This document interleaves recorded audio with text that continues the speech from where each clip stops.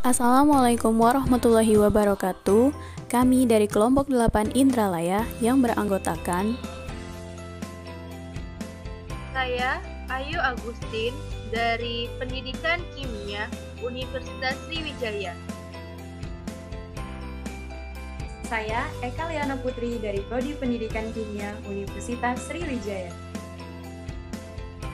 Dan saya Widya Sari dari Prodi Pendidikan Kimia Universitas Sriwijaya.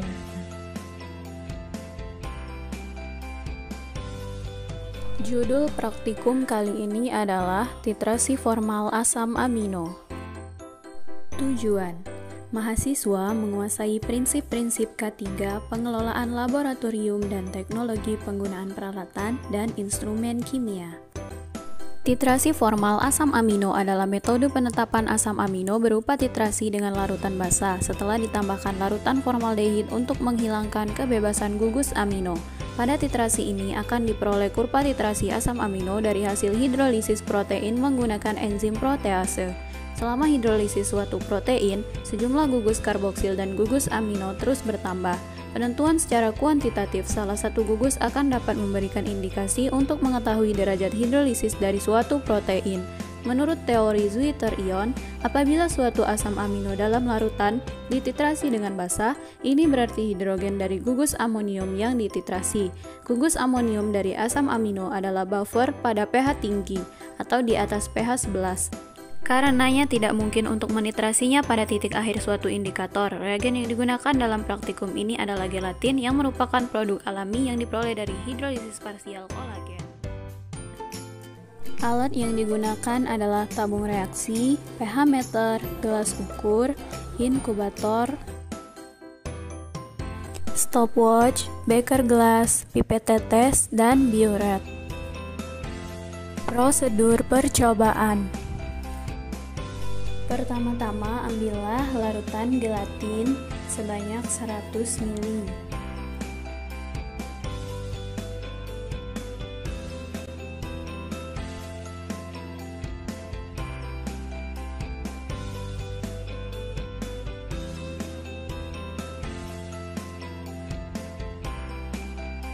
Kemudian masukkan larutan gelatin ke dalam Erlenmeyer.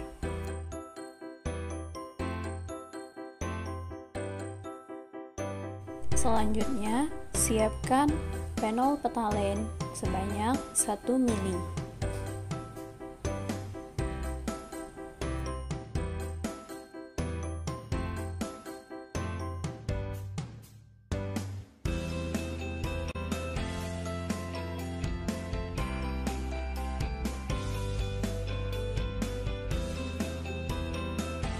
Lalu, tambahkan ke dalam larutan gelatin yang sudah dimasukkan di dalam Erlenmeyer.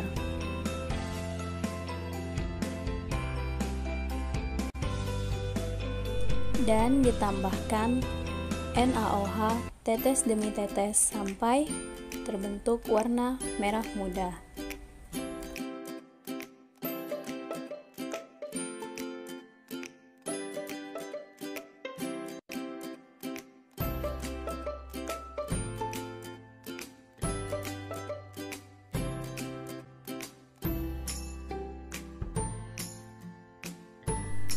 Kemudian, tambahkan 0,1 ml HCl tetes demi tetes sampai tepat warna merah muda tadi hilang.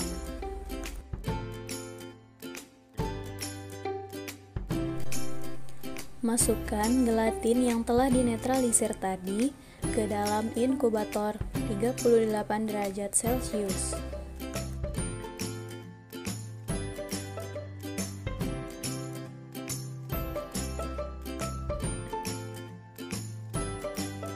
Ambil sebanyak 25 ml larutan tripsin. Pada larutan tripsin tadi, tambahkan beberapa tetes fenol petalen dan tambahkan tetes demi tetes NaOH sampai warna merah muda. Kemudian teteskan HCl sampai warna tersebut tepat hilang.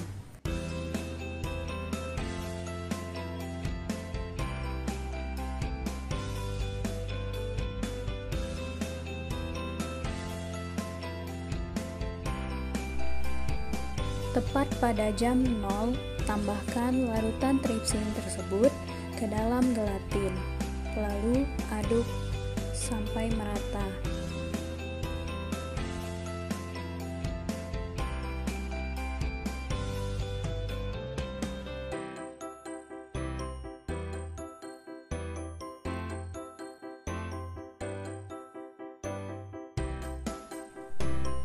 Setelah tercampur rata, ambil 10 ml campuran.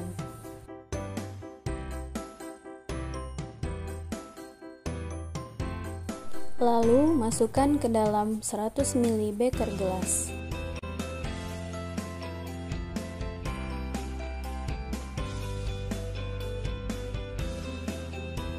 Setelah itu, didihkan untuk merusak enzim. Catat waktunya pada saat pemanasan. Lalu dinginkan campuran.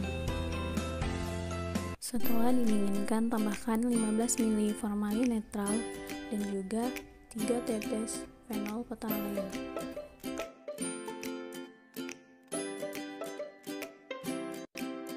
Kemudian, lakukan titrasi dengan 0,02 ml AOH dengan titik akhir berwarna merah muda. Kemudian lakukan titrasi secara duplo untuk waktu menit 0. Pada titrasi pertama diperoleh volume titran 2,2 ml dan pH-nya 9,59. Untuk titrasi kedua diperoleh volume titran 2,2 ml dan pH-nya 9,68. Kemudian untuk menit ke-15 ambil 10 ml campuran, kemudian didihkan untuk merusak enzim. Tambahkan 15 ml formalin netral dan 3 tetes fenol phthalein. Kemudian titrasi sampai warna merah muda. Volume titran yang digunakan adalah 2,2 ml dan pH-nya 9,53. Untuk titrasi kedua diperoleh volume titrannya 2,1 ml dan pH-nya 8,82. Untuk waktu 30 menit, ambil 10 ml campuran, lalu didihkan untuk merusak enzim. Setelah itu, tambahkan 15 ml formalin netral dan 3 tetes fenol phthalein. Kemudian lakukan titrasi sampai berwarna merah muda dan volume titran yang digunakan adalah 2,2 ml dan pH-nya 9,12.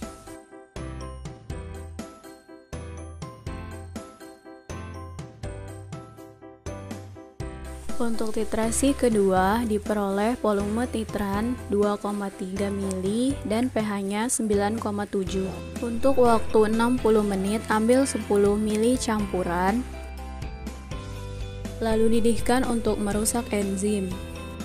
Selanjutnya tambahkan 15 ml formalin netral dan 3 tetes fenol phthalein. Lalu titrasi sampai terbentuk warna merah muda. Volume titran yang didapatkan adalah 2,5 ml dan pH-nya 9,68. Untuk titrasi kedua didapatkan volume titran 2,6 ml dan pH-nya 9,5. Untuk waktu 90 menit ambil 10 ml campuran. Kemudian panaskan untuk merusak enzim. Tambahkan 15 ml formalin netral dan 3 tetes fenol phthalein dan dititrasi sampai terbentuk warna merah muda. Volume titran yang didapatkan adalah 2,5 ml dan pH-nya 9,8. Pada titrasi kedua diperoleh volume titran 2,6 ml dan pH-nya 9,74. Untuk waktu ke 120 menit ambil 10 ml campuran. Kemudian didihkan untuk merusak enzim. Lalu tambahkan 15 ml formalin netral dan 3 tetes fenol phthalein. Kemudian titrasi sampai terbentuk warna merah muda. Volume titran yang digunakan adalah 2,5 mili dan pH-nya 10,46. Untuk titrasi kedua diperoleh volume titran 2,6 mili dan pH-nya 10,54. Hasil pengamatan. Pada titrasi larutan gelatin 5% dengan larutan NaOH dilakukan pada interval waktu yaitu 0, 15, 30, 60, 90, dan 120 pada VNaOH 0,2 mili. Percobaan pertama didapatkan 1,2, 1,4, 1,8, 2,1, 2,9, dan 3,2. Pada percobaan kedua didapatkan 1,1, 1,3, 1,6, 2,1, 2,4, dan 2,8. Pada pH, percobaan pertama didapatkan 9,12, 9,53, 9,59, 9,68, 9,8, 10,46. Pada percobaan kedua didapatkan 8,82, 9,5, 9,68, 9,7, 9,74, dan 9,54. Hasil kurva titrasi formal pada percobaan pertama bisa dilihat pada gambar. Dan hasil kurva titrasi formal pada percobaan kedua bisa dilihat pada gambar.